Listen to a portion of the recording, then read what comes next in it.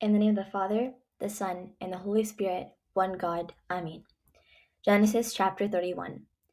Now Jacob heard the words of Laban's sons, saying, Jacob has taken away all that was our father's, and from our father's property he acquired all this wealth. So Jacob saw Laban's countenance, and indeed it was not favorable towards him as before. Then the Lord said to Jacob, Return to your father's land and to your family, and I will be with you.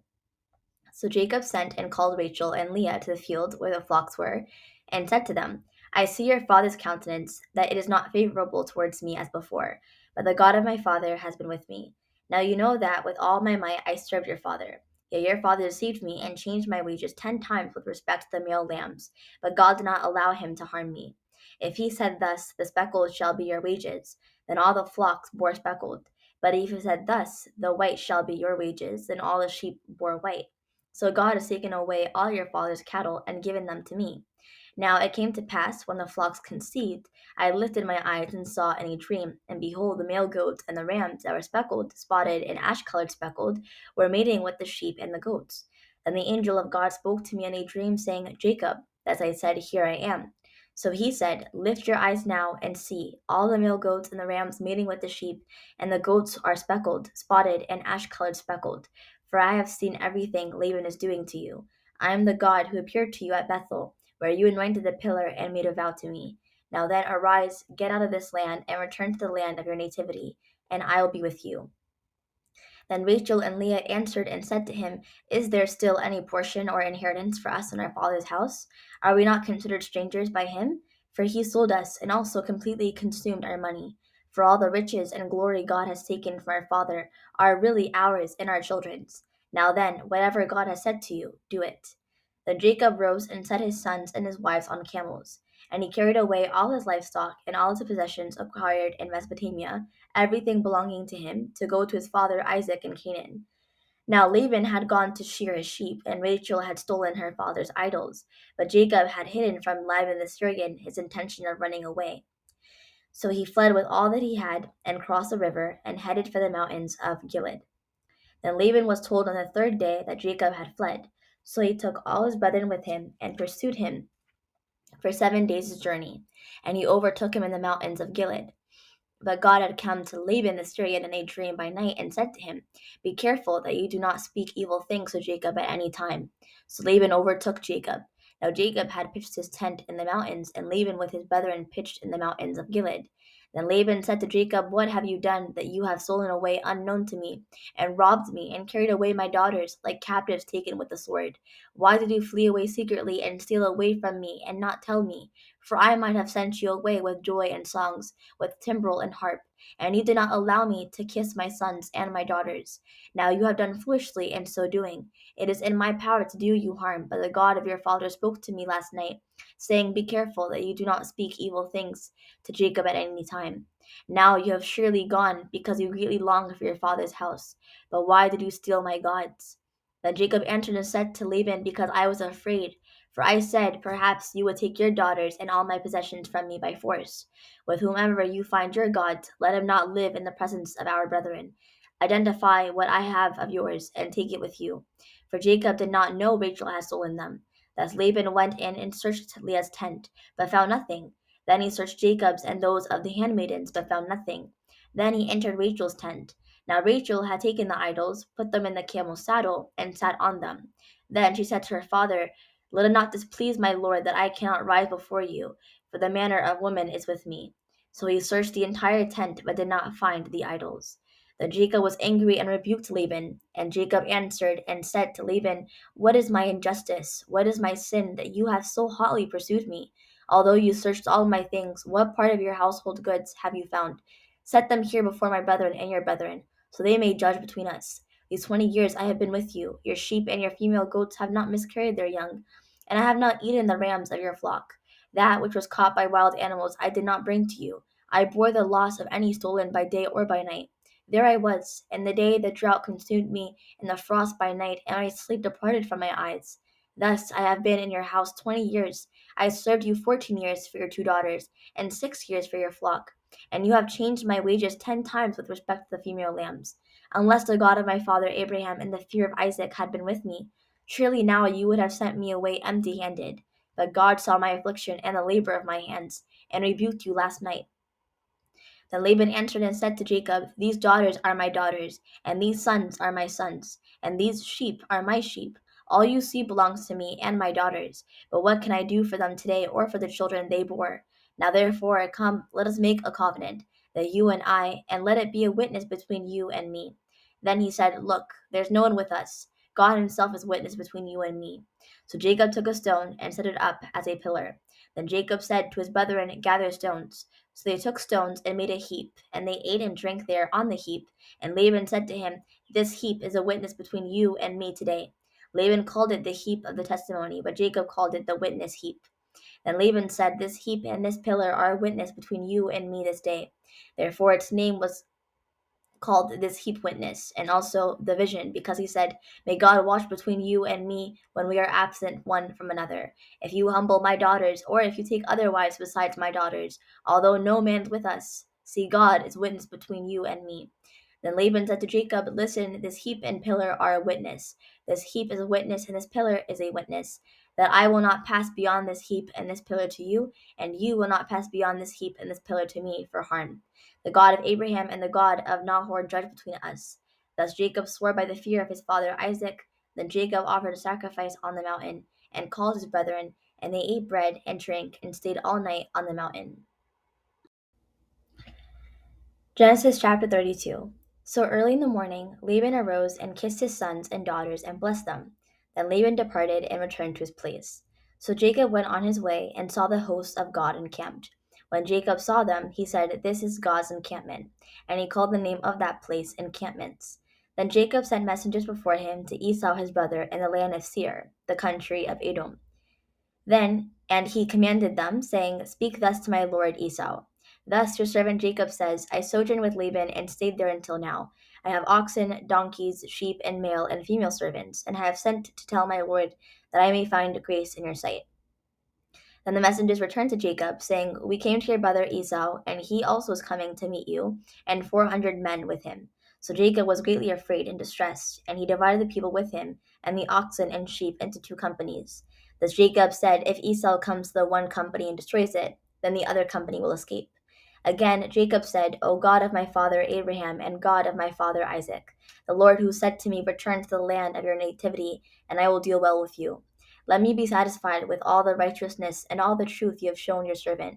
For I crossed over this Jordan with my staff, and now I have become 2 companies.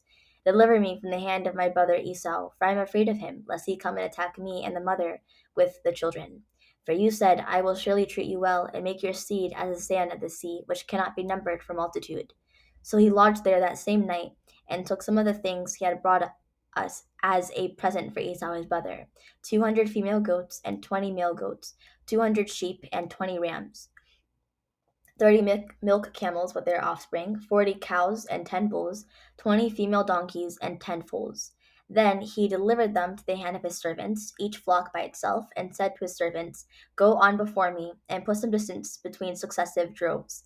And he commanded the first one, saying, When Esau my brother meets you and asks you, saying, To whom do you belong, and where are you going? Who are these going before you? Then you shall say, Your servant Jacob's. These things are a present sent to my lord Esau, and behold, he also is behind us. So he commanded the first, the second, and the third, and all who followed the droves, saying, In this manner you shall speak to Esau when you find him. And also say, Behold, your servant Jacob is coming behind us. For he said to himself, I will appease him with the present that goes before me, and afterward I will see his face. Perhaps he will accept me. So the present went on before him, but he himself lodged that night in the encampment. And he arose that night, and took his 2 wives, his 2 maidservants, and his 11 sons, and crossed over the ford of Jabbok. He took them and crossed over the brook, and sent over what he had. Then Jacob was left alone, and a man wrestled with him until the breaking of day. Now when he saw he did not prevail against him, he touched the socket of his hip, and the socket of Jacob's hip was dislocated as he wrestled with him. Then he said, Let me go, for the day breaks. But he said, I will not let you go unless you bless me. So he said to him, What is your name? He said, Jacob. And he said, Your name shall no longer be called Jacob, but Israel, for you have prevailed with God and with men. Then Jacob asked, saying, Tell me your name, I pray. And he said, "Why do you ask about my name?" And he blessed him there. So Jacob called the name of that place the form of God, for I saw God face to face, and my soul was saved. When the form of God passed by, the sun rose on him, but he limped on his limp. Therefore, to this day, the children of Israel do not eat the muscle that shrank, which is on the hip socket, because he touched the socket of Jacob's hip and the muscle that shrank. Genesis chapter 33. Now Jacob lifted his eyes and looked, and behold, Esau his brother was coming, and 400 men with him. So Jacob divided the children among Leah, Rachel, and the two maidservants. Then he put the maidservants and their sons in front, Leah and her children behind, and Rachel and Joseph last. He then crossed over before them and bowed himself to the ground 7 times until he came near to his brother. But Esau ran to meet him, embraced him, and fell on his neck and kissed him, and they wept. Then he lifted his eyes and saw the women and children and said, "Who are these with you?" He replied, "The children of God mercifully gave your servant." Then the maidservants came near, they and their children, and bowed down. Leah also came near with her children, and they bowed down. Afterward Rachel and Joseph came near, and they bowed down. Then Esau said, "What are these things to you, all this company I met?" So he said, "That your servant might find grace in the sight of my Lord." But Esau said, "I have enough, my brother. Keep what you have for yourself." But Jacob replied, "If I have now found grace in your sight, receive the present from my hands, inasmuch as I have seen your face, as though someone might see the face of God. And you are pleased with me. Receive my blessing I brought you, because God has shown me mercy, and I have enough." Thus he urged him, and he took it. Then Esau said, "Let us take our journey. Let us go, and I will go before you." But Jacob said to him, "My Lord knows the children are weak, and the flocks and the herds with me are giving birth. If therefore the men should drive them hard one day, all the cattle would die.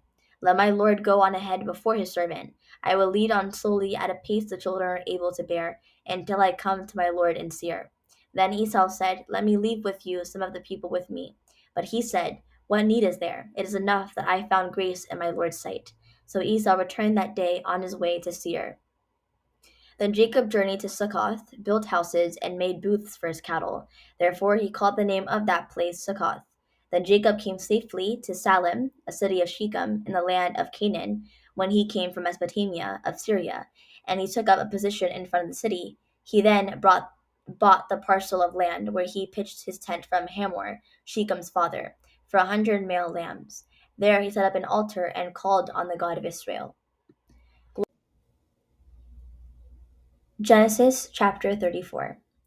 Now Dinah, the daughter of Leah, whom she bore to Jacob, went out to see the daughters of the land. But when Shechem, the son of Hamor the Hivite, a ruler of the land, saw her, he took her, lay with her, and violated her.